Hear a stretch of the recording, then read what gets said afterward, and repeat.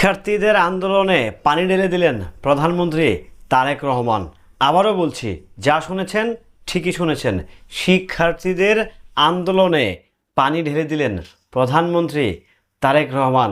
ভাইরে ভাই, একদিক দিয়ে রাস্তায় অযৌক্তিক আন্দোলনে ব্যস্ত কিংবা যৌক্তিক আন্দোলনে ব্যস্ত আমাদের বাংলাদেশের এসএসসি পরীক্ষার্থীর শিক্ষার্থীরা, অন্যদিকে মাননীয় প্রধানমন্ত্রী তারেক রহমান ছোট ছোট শিশুদেরকে গিফট দিচ্ছেন, তাদের প্রশংসা করছেন। তাহলে কি ভাই সেই শিক্ষার্থীদের আন্দোলনে পানি ঢেলে দিলেন না মাননীয় প্রধানমন্ত্রী তারেক রহমান? হ্যালো এভরিওয়ান, আসসালামু আলাইকুম। শিমুল আছি আপনাদের সঙ্গে। কেমন আছেন সবাই? বাংলাদেশে একটা আন্দোলন চলতেছে, আপনারা জানেন তো, শিক্ষার্থীদের, এসএসসি পরীক্ষার্থীদের। বিশেষ করে আমার যেটা মনে হয়, আই থিঙ্ক যে এনারা চাচ্ছে বেসিক্যালি অটো পাস।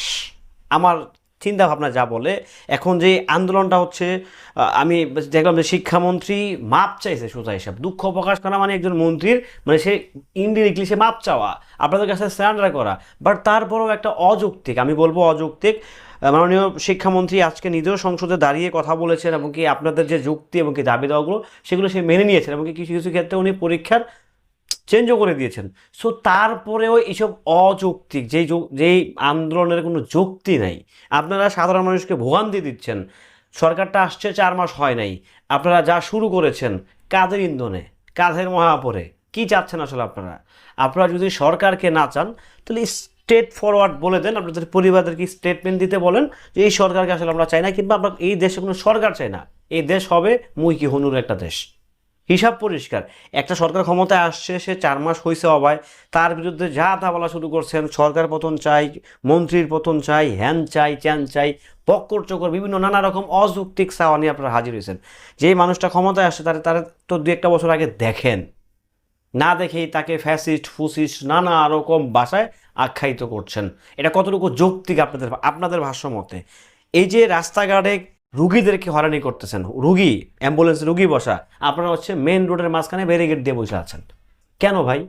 আপনাদের দাবি যেটা, সেটা আপনারা সচিবালয়ে যান, মন্ত্রণালয়ে যান, গিয়ে ওখানে ঘেরাও করেন, দ্যাটস ইট। তাদেরকে বেরোতে দেবেন না ওখান থেকে, মন্ত্রীদেরকে বেরোতে দিবেন না। বাট সাধারণ পাবলিকদেরকে কেন হচ্ছে আপনারা হয়রানি করতেছেন? ওয়াই? কেন ভাই? ওখানে তো অনেক শিক্ষার্থীর বাবা ও মা হচ্ছে আটক ছিল, এই রুগী ছিল, তো তাদের কি অপরাধ? এই যে রাস্তাঘাটে গাড়ি ভাঙচুর হচ্ছে, এটা কি কোনো ভালো লক্ষণ? এগুলো আসলে কী হচ্ছে ভাই? তো অন্যদিকে আমাদের প্রধানমন্ত্রী সুন্দর কাজ করতেছে, চমৎকার কাজ করে। আমি বলবো যে উনি ওনার টেকনিকে আগায় যাচ্ছেন। উনি যে ছাত্র বান্ধব, উনি যে শিক্ষার্থীদেরকে সামনের দিকে নেতৃত্ব দিতে চান, এটা কিন্তু আবারও প্রমাণিত হবে, আবার ফুটে উঠলো এটা। অনেকে বলবেন না বিএনপির তেল মারতেছি, যান তেলই মারতেছি, সমস্যা নেই। যদি বিএনপির তেলই মারি আমি, ওকে ফাইন, তেল মারতেছি। যদি নেক্সট ক্ষমতা যে আসবে, কিংবা যদি বিএনপি থাকে, আমি তারই তেল মারবো। যে ক্ষমতা নেবে আমি তার তেল মারবো, সমস্যা আছে? ভালো কাজ করলে অবশ্যই ভালো কিছু বলবো, খারাপ কাজ করলে ডেফিনেটলি খারাপ বলতে হবে। এই যে আজকে এই যে অযৌক্তিক, যে এটা আমি বলবো সম্পূর্ণরূপে, মানে আমার ব্যক্তিগত পয়েন্ট অফ ভিউ, এটা অযৌক্তিক একটা আন্দোলন। মানে আপনাদের কি মানে মাথায় গেল নাই?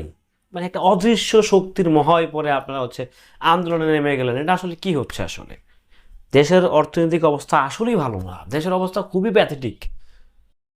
যদি এই আন্দোলন করেন না, তাহলে দেশ আরও প্যাথেটিক হবে। লাভ কি হবে? এই সরকারকে নামাই দিবেন, কি হবে তারপরে? আপনি আমি না খেয়ে রাত কাটাবো, দিন কাটাবো।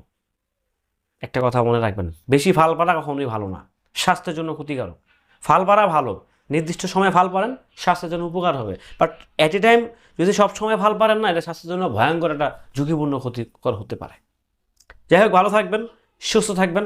আমি প্রধানমন্ত্রী তারেক রহমানের পাশে আছি, বিকজ উনি দেশের জন্য কাজ করার চেষ্টা করছেন। সো আমাকে দালাল বলেন আর তালাল বলেন, what ever that, I don't mind. ভালো থাকবেন, সুস্থ থাকবেন। শিক্ষার্থীদের বর্তমানে যে আজকের মানে শিক্ষামন্ত্রী বলার পর যেই আন্দোলনটা হচ্ছে শিক্ষার্থীদের, এটা কি আসলে যৌক্তিক না অযৌক্তিক? কী মনে করেন আসলে বেসিক্যালি আপনি কিংবা আপনারা? এটা নিঃসন্দেহে আপনারা আপনাদের কমেন্ট বক্সে যুক্তি দিয়ে বলে যাবেন। ভালো থাকবেন, সুস্থ থাকবেন। আল্লাহ।